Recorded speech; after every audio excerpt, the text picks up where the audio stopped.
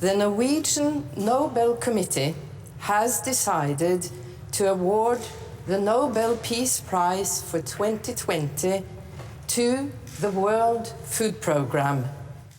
After weeks of speculation, that was the big announcement this morning in Oslo. The United Nations World Food Programme has won this year's Nobel Peace Prize.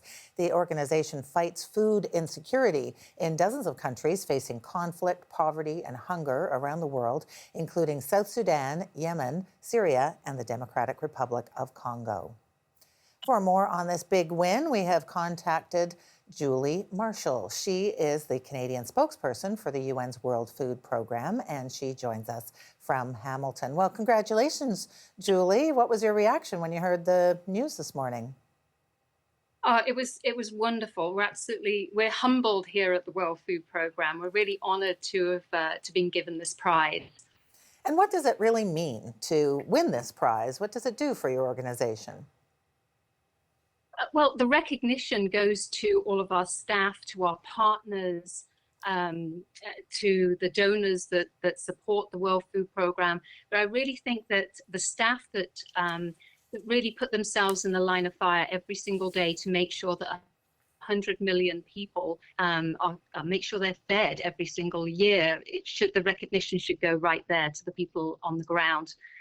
Helping serve these people. But also Canadians can really share in the recognition here, because Canada has supported the World Food Programme over the last 50 years. In fact, in 2019, they were one of our biggest donors, around our 7th largest donor.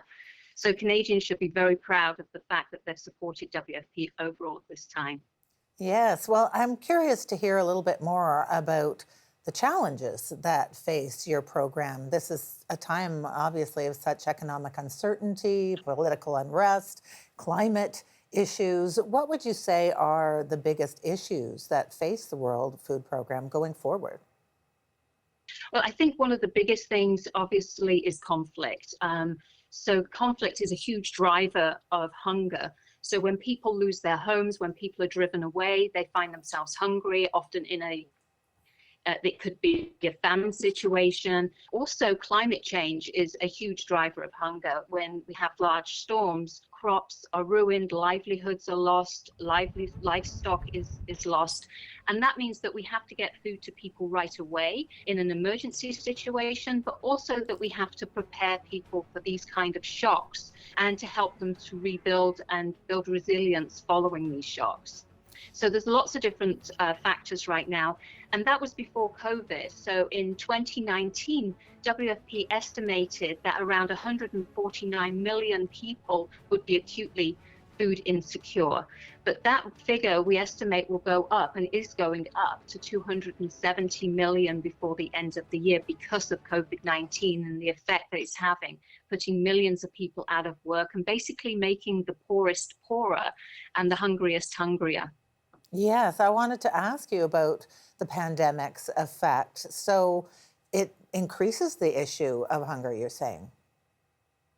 Exactly. And we've had to change the way that we work to make sure that people are fed. You can imagine that schools are closed, and we generally reach around 17 million children with school feeding programs. So we've had to change the way that we reach reach the families and reach the children.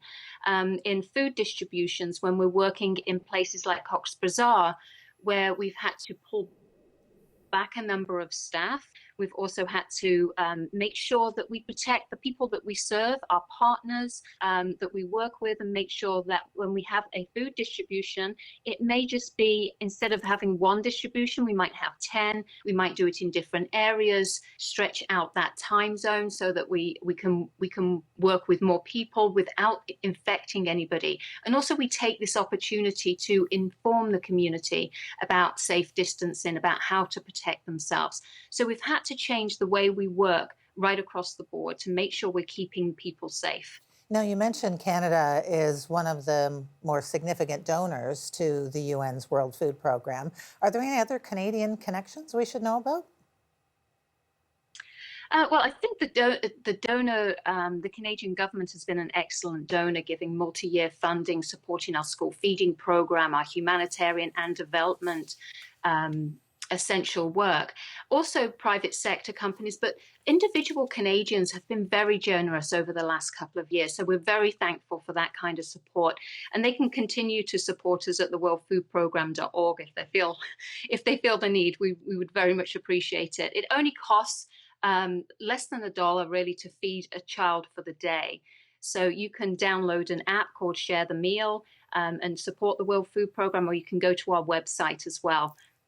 And congratulations again on the Nobel Peace Prize. Thanks for being with us.